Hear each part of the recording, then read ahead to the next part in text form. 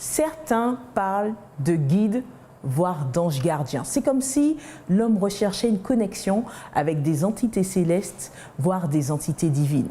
La Bible d'ailleurs relate bon nombre de connexions et de relations entre l'homme et Dieu. Qu'est-ce qui lie ou qu'est-ce qui liait l'homme à Dieu? Plusieurs alliances sont mentionnées. Qu'en est-il au juste? À quoi cela nous engage?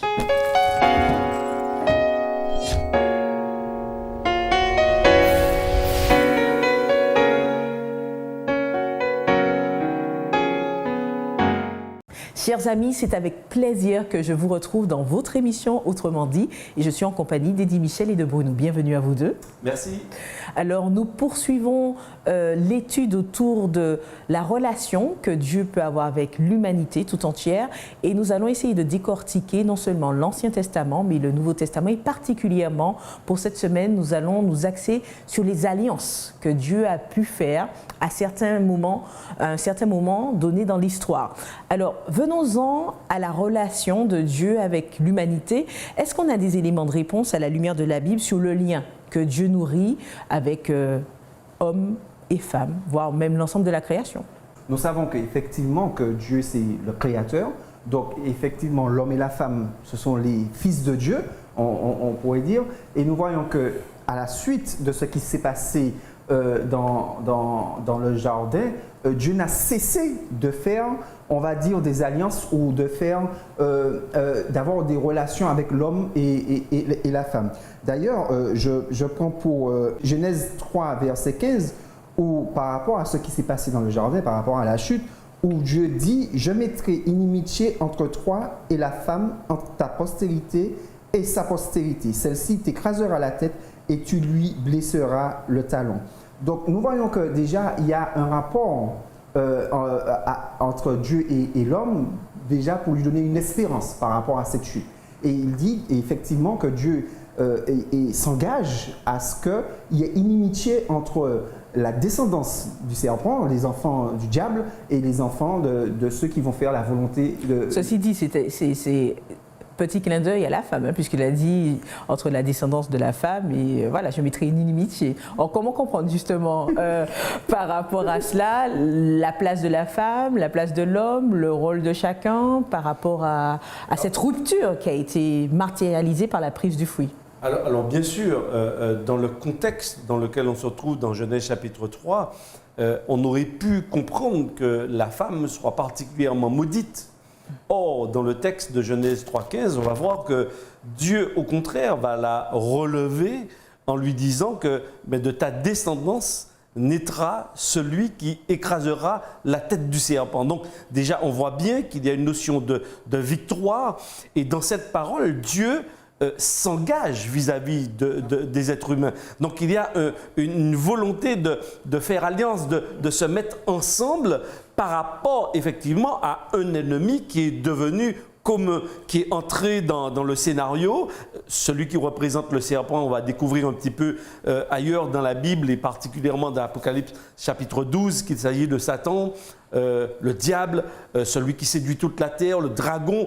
En fait, il a plusieurs aspects, plusieurs formes dans le texte biblique, mais c'est le même personnage. Eh bien, on va découvrir effectivement que Dieu va proposer à l'homme de se mettre de son côté. C'est quand même incroyable parce que cet homme va tourner le dos à Dieu, il va désobéir, il va lui dire « bon, moi je préfère prendre cette voie ». Et pourtant, le texte nous dit que Dieu va se lancer à la poursuite de l'homme. Dieu va chercher justement à le sortir en dépit de tout, en dépit de son choix.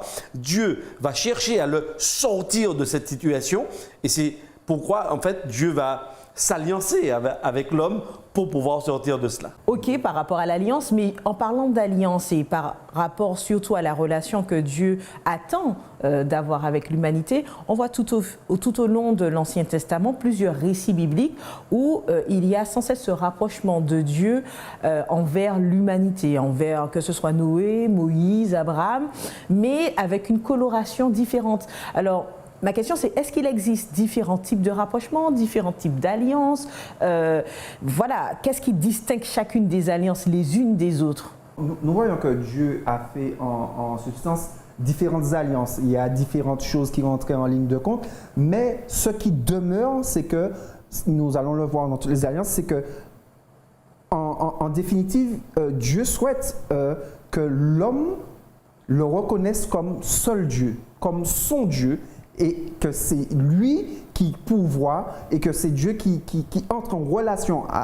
Dans toutes les alliances qu'on regarde, c'est ce qui ressort. C'est que Dieu veut que son peuple, que ses enfants, et le disait dans la leçon précédente, le reconnaissent comme être le pourvoyeur, comme être le Dieu, comme être le Père. C'est vrai qu'on est en train d'essayer de comprendre à travers ces études le lien que Dieu nourrit avec l'humanité. Et c'est pour ça qu'on parle d'alliance. Alors, c'est vrai que pour ceux qui nous écoutent, c'est bien de revoir les basiques de l'alliance, c'est-à-dire qu'est-ce qu'une alliance, qu'est-ce qui est attendu, parce que généralement, qui dit alliance dit qu'il y a des attendus de part et d'autre. Et tu parles de l'attendu de Dieu. On peut se demander quel est notre attendu. Est-ce qu'on peut attendre quelque chose de Dieu?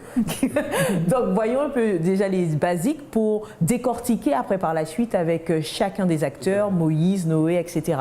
Alors, qu'est-ce que l'alliance? Alors, je dirais, premièrement, à la base de l'alliance, il y a l'amour. Il y a l'amour de Dieu pour le genre humain. Et c'est ce qui le pousse à se tourner vers l'homme, à aller, en fait, lui proposer justement cette alliance. Et ce qui est intéressant dans Genèse 3,15, c'est Dieu qui prend l'initiative de l'alliance. Par exemple, dans un autre texte d'ailleurs où le mot alliance interviendra pour la première fois dans Genèse chapitre 6 et le verset 18, là il s'agit de constat de la part de Dieu, de la situation de la terre, et Dieu dit, et il voit le mal qui se développe et de plus en plus. Et il a le sentiment que finalement le bien ne fera pas long feu. Et Dieu décide bien de rebattre les cartes, si je puis m'exprimer ainsi. Un bien beau mot pour dire détruire, c'est ça. Oui, Dieu va rebattre. Mais en fait, c'est ça, hein, il va rebattre les cartes. Ouais. Parce que la planète va redémarrer bien, avec quelques personnes. Noé, son épouse, ses fils et ses belles-filles. Donc en fait, on repart à zéro. Et là, Dieu s'approche de cet homme et lui dit, j'établirai mon alliance entre toi et moi. Donc, incroyable, c'est Dieu qui prend l'initiative. Donc c'est l'amour de Dieu dans ce projet grandiose qu'il a de sortir le meilleur de la catastrophe dans laquelle nous sommes plongés maintenant. Il faut sortir le meilleur. Donc, à chaque fois, c'est Dieu qui fait le pas vers l'homme. Oui, tout à fait.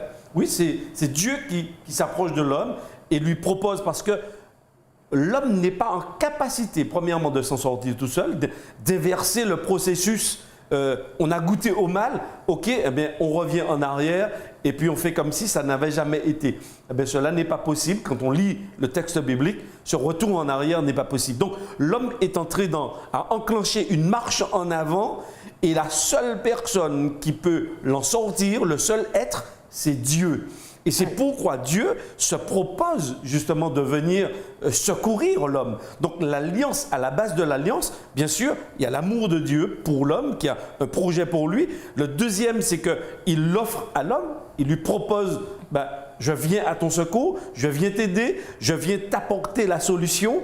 Et en retour de l'alliance, eh bien, je te demande de me faire confiance. Là, on revient encore à la confiance du départ. C'est simplement la confiance qui est demandée à l'homme, en somme, dans cette alliance. Alors, quand tu parles de la confiance, là, il faudra maintenant qu'on développe cette notion de confiance. Parce que la confiance suppose, ce n'est pas un concept théorique. C'est ça, est-ce que c'est simplement la foi? Est-ce que, voilà. C'est simplement la foi, mais la foi, c'est aussi un style de vie, une démonstration de son attachement à Dieu.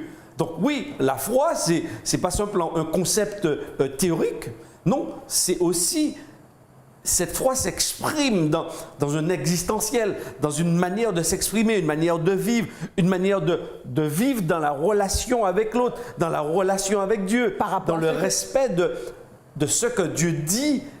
Par rapport à ce que tu dis, et tu dis que ça s'inscrit dans le style de vie, dans toutes les actions posées, en somme. Oui, tout à fait. Qu'est-ce qui, dans l'histoire de Noé, ou on peut dire Abraham, ou Moïse et autres, démontre qu'ils ont pris part à l'alliance. D'accord, Dieu vient, Ok, Dieu propose tout à fait. l'alliance, mais en retour, qu'est-ce qui montre que, ok, ils ont accepté, qu'ils ont fait qu'ils En étaient fait, d'accord. dans chaque alliance, et comme tu disais, Dieu montre un petit peu les enjeux et Dieu montrait justement dans quoi l'homme devrait s'engager.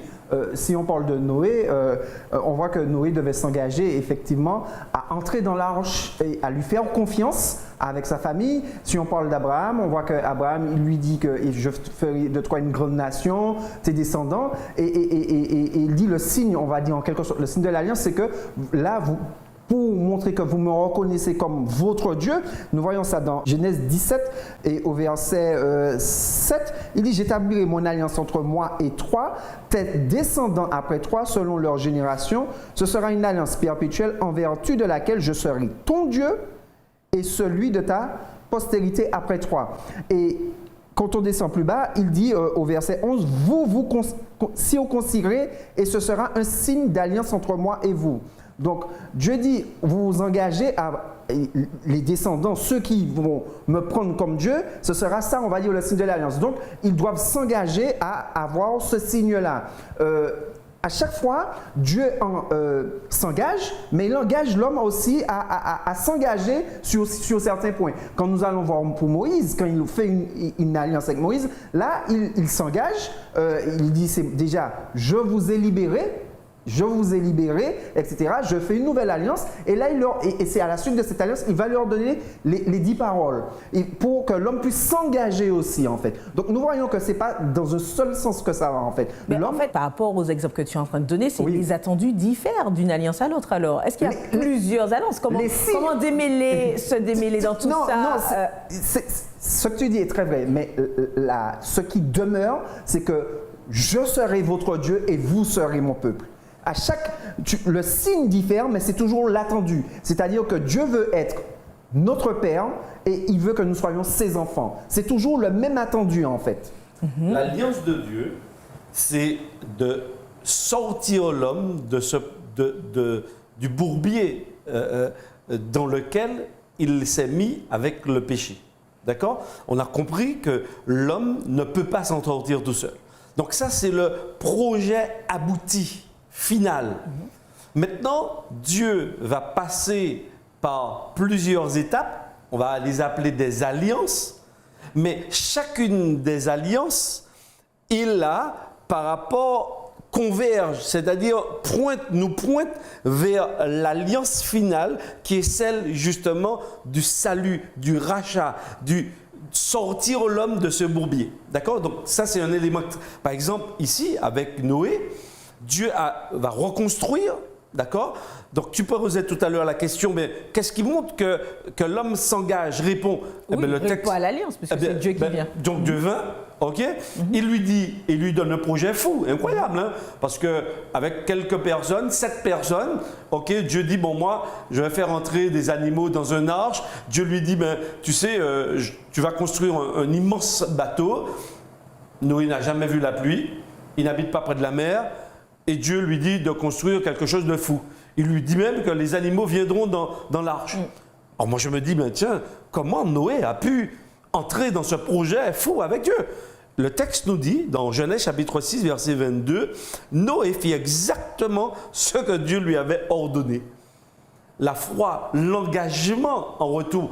Dieu propose quelque chose à l'homme. Noé aurait pu lui dire, non, moi ça ne m'intéresse pas ton projet, va voir quelqu'un d'autre. On voit justement qu'il répond.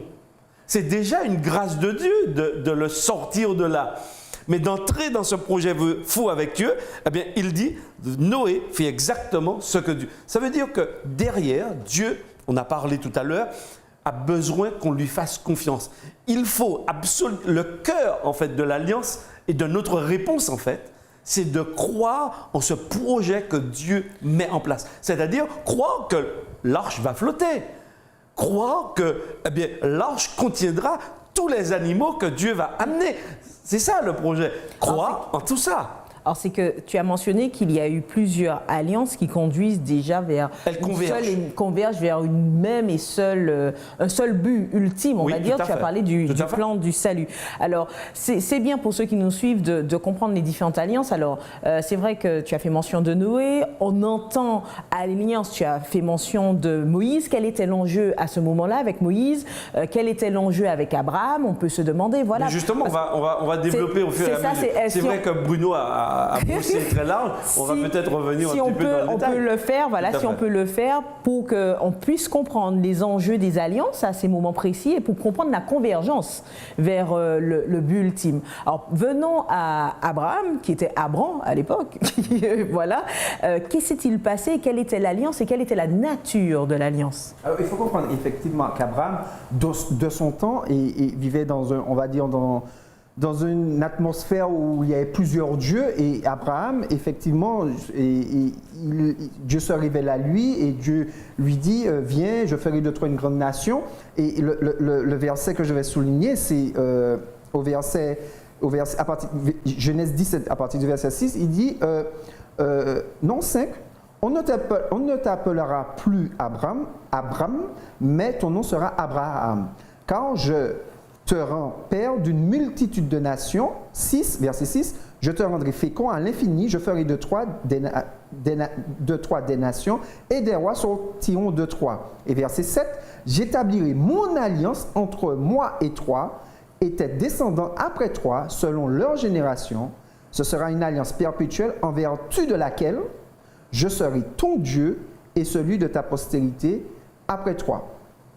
Alors, nous voyons effectivement ici que Dieu appelle Abraham à lui faire confiance, de sortir là où il est, et que Dieu, lui, s'engage à ce qu'Abraham ait une grande descendance, en fait. Ah, mais rassurez-moi, ce n'est pas exclusif. Non. Parce que quand même, ça paraît quand même Oui. exclusif Non, que alors, Dieu choisisse. Non, il ne faut pas oublier Non. le projet dont j'ai parlé. Dieu veut arriver à un point culminant au niveau de l'alliance pour pouvoir libérer l'homme. Donc, premièrement, l'alliance avec Noé, je dirais que c'est une alliance qui garantit à Noé que dans le cadre de la destruction que Dieu met en place, Noé aura la vie sauve. Et donc, à partir de Noé, l'humanité, je dirais, va redémarrer. Deuxièmement, avec l'alliance Abraham, dans ce projet, donc Dieu va sauver l'humanité parce qu'il a un projet, donc il fait alliance avec Noé.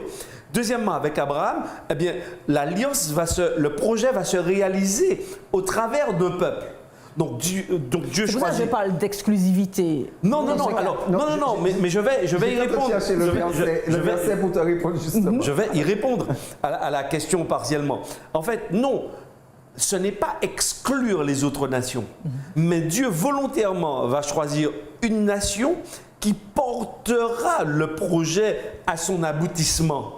Mais pas pour exclure les autres, mais pour justement que cette nation avec Abraham, ce peuple de l'Alliance, justement, puisse rayonner autour d'eux et que les nations, parce que quand on regarde géographiquement parlant, sur une carte, on observe que Dieu avait placé ce peuple-là en Canaan. C'était un peu le carrefour entre le nord, la Mésopotamie, et puis le sud avec l'Égypte, etc. C'était un vrai carrefour, un passage central. C'était un endroit extrêmement florissant, riche. Pour la culture, pour l'élevage, pour même les pierres précieuses, etc., l'or et tout. Et donc, on voit bien que ce lieu-là, là où Dieu a placé ce peuple, c'était pour permettre justement aux nations environnantes d'observer, de se rendre compte que le Dieu de ces gens-là est différent et que finalement, et c'est vrai, on le sait aujourd'hui, le Messie, il est bienvenu par le biais de cette descendance avec Abraham. Et dans l'évangile selon Matthieu, eh bien, Matthieu va particulièrement dans sa généalogie au chapitre 1er montrer justement le lien avec cette alliance qui va se poursuivre et qui aboutit à la naissance justement du Messie Juste libérateur. par rapport à le verset que justement je cherchais pour étayer ce que... Par rapport à l'exclusivité, c'est ça? Oui, par rapport à l'exclusivité, et où Dieu dit, je te bénirai, Genèse 22, verset 17, il dit, je te bénirai à Abraham, je te bénirai, je multiplierai ta postérité comme les étoiles du ciel, comme le sable qui est sur le bord de la mer, et ta postérité possédera la porte de ses ennemis. Et c'est le verset qui nous intéresse, c'est le verset 18 qui dit, toutes les nations de la terre seront bénies en ta postérité parce que tu obéis à ma voix. Donc, qui répond à la notion d'exclusivité, en fait. Et par rapport à ce que tu dis, oui, en lien, puisque tu finis, toutes les nations seront bénies Oui. par Ta postérité. ta postérité, parce que tu auras obéi à ma loi, Oui. voilà, et c'est là où je À ma voix, à ma voix. Mais c'est l'obéissance que Oui, je voulais oui, faire oui, tout à ressentir. fait. Oui. L'obéissance qui est liée à la confiance et à la Oui. foi, comme vous l'avez dit. Oui, la mise en œuvre La mise en œuvre. Tout à fait. Donc, du en projet, fait, oui. quelqu'un qui n'adhère pas et qui ne croit pas, en clair, s'exclut de cette alliance? Tout à fait. Pourquoi? Non, je réponds. Excuse-moi, Eddie. Je vais te dire. Non, vas-y. Oui, excuse-moi. Non, pourquoi? Parce qu'en fait, Eddie l'a dit. En fait, l'alliance repose sur la confiance. Or, si je ne crois pas en Dieu, si je ne connais pas Dieu, je ne peux pas lui faire confiance. De facto, je m'exclus. À partir du moment pour entrer, il y a un texte que je vais citer, c'est Jean 17, verset 3, qui dit « Or, la vie éternelle, c'est qu'ils te connaissent, toi, le seul vrai Dieu, et celui que tu as envoyé, Jésus-Christ. » Donc, la vie éternelle, ce n'est pas comme on penserait obéir, non. La vie éternelle, c'est de connaître Dieu. Et connaître Dieu, à partir du moment où on connaît Dieu, on lui fait confiance. Et parce qu'on lui fait confiance, on va faire certaines choses et on ne va pas faire d'autres. Par rapport au fait qu'on lui fasse confiance. Si je te fais confiance, Florence, si tu me dis quelque chose, je vais te croire et je vais le faire. Donc, est-ce que ça signifie que toutes les garanties, j'ai envie de dire, ou tout l'engagement que Dieu donne dans cette alliance, un bien ne s'adresse nullement à ceux qui manquent de foi ou qui ne croient pas directement à lui? Alors, c'est pourquoi je serais un tout petit peu plus nuancé par rapport à Bruno sur cette question. Est-ce que si on ne croit pas, on est exclu de l'alliance?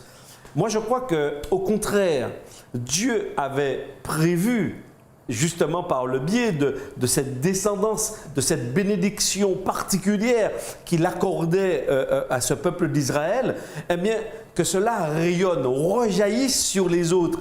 Et en dépit de leur incrédulité, de leur manque de foi, eh bien, ce qu'ils voient et qu'ils n'arrivent pas justement à expliquer dans le vécu du peuple d'Israël, puisse, en dépit de tout, les amener à abdiquer et à reconnaître que Dieu, ou le Dieu d'Israël, est le vrai Dieu. Donc, il n'était pas exclu. Même lorsqu'il ne croyait pas pour moi, il n'était pas exclu, mais c'était un moyen pédagogique pour finalement les amener à abdiquer. C'est comme quoi, aujourd'hui, eh bien, je porte la parole, mais il y a peut-être certaines personnes qui nous écoutent, mais qui ne croient pas du tout à ce que nous racontons, à ce que nous disons. Mais nous espérons que, eh bien, peut-être qu'au travers des liens qu'on pourrait tisser avec ces personnes, peut-être qui sont sur le même territoire que nous, qui s'approcheraient de nous, eh bien, même si ils ont du mal à croire, finalement, au travers de ce que nous dégageons, ce que nous vivons, les relations qu'ils reconnaissent comme vraies à partir et construites sur Dieu, eh bien, finalement, eh bien, ils basculent et ils croient. Donc, ils croient à partir peut-être de notre expérience avec Dieu, celle qu'ils voient au quotidien. Pour aller plus en détail dans les différentes alliances et comprendre cet enjeu ultime ou cette convergence vers l'alliance ultime, nous avons vu Noé. Nous avons vu aussi Abraham et Abraham. Il y a encore une autre alliance dont on fait mention dans l'Ancien Testament. Il s'agit de Moïse. Alors, est-ce que c'est aussi possible de nous en dire quelle était la nature de cette alliance-là, pour après comprendre l'alliance dont il est question dans le Nouveau Testament? Oui, je vais prendre le verset de Exode 6, verset 7 pour Moïse. Je vais prendre juste un verset qui dit « Je vous prendrai pour mon peuple, je serai votre Dieu et vous saurez que c'est moi l'Éternel, votre Dieu, qui vous affranchit des travaux dont vous chargent les Égyptiens. » nous voyons que cette alliance se pose après effectivement la libération du peuple en Égypte, où Dieu se révèle justement au peuple pour leur expliquer qu'effectivement, qu'il tient à garder son alliance qu'il avait faite à Abraham, c'est-à-dire que ce peuple-là soit son peuple. Mais bien sûr, comme nous voyons l'alliance, à chaque fois, il faut que les deux parties s'engagent. Et bien évidemment, à chaque fois, nous voyons que c'est l'homme, le peuple, qui enfreint, en fait, on va dire, qui sort de cet engagement. Ce qui fait que Dieu revient à chaque fois pour rappeler cette alliance, et c'est pour ça que souvent ils disent le Dieu d'Abraham, de Jacob, etc., etc. Et c'est à cette époque-là qu'il y a eu la matérialisation de la loi et tout ce qui s'ensuit. Tout à fait, tout à fait. Et c'est là que justement que Dieu donne justement les 10 paroles, et où le peuple il devra s'engager effectivement à entendre, comme tu disais, tu parlais d'obéissance, à entendre et à obéir, parce qu'ils auront fait confiance à ce Dieu qui les a libérés d'Égypte.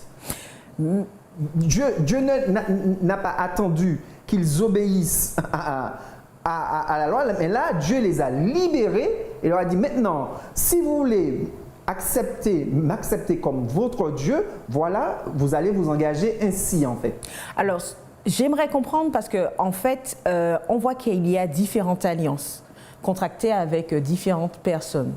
Mais on peut se dire, mais c'est le même Dieu. Tout à fait. Et à chaque fois que c'est adressé à une personne, ça dit que ça concerne sa génération, etc., ça s'ensuit. Alors si ça concerne sa génération, et si c'est le même Dieu, pourquoi renouveler une alliance comme ça perpétuelle ?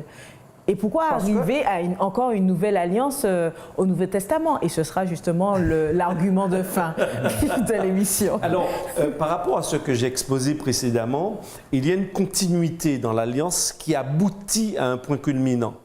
D'accord? Avec Abraham, on voit, et Dieu va annoncer un certain nombre de choses à Abraham. Il va même parler de, écoute, à partir de 3, eh bien, naîtra une grande nation.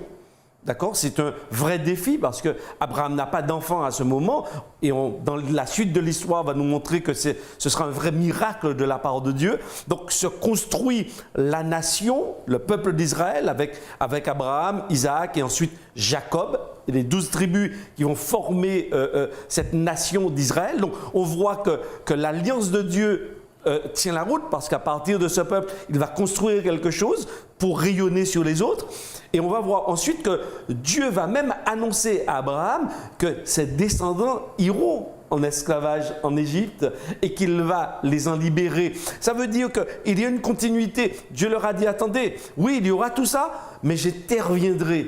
Et au fur et à mesure, et donc lorsque Moïse va arriver, Dieu va développer encore pour expliquer le projet, parce que l'alliance contient un projet. L'alliance, je viens, on est ensemble pour faire face à un ennemi. D'accord? Je te demande de me faire confiance, je te demande un certain nombre de préceptes. Pour ces préceptes, lorsque tu les observes, lorsque tu les respectes, démontre que tu me fais confiance. D'accord? Et que tu es dans ce projet avec moi.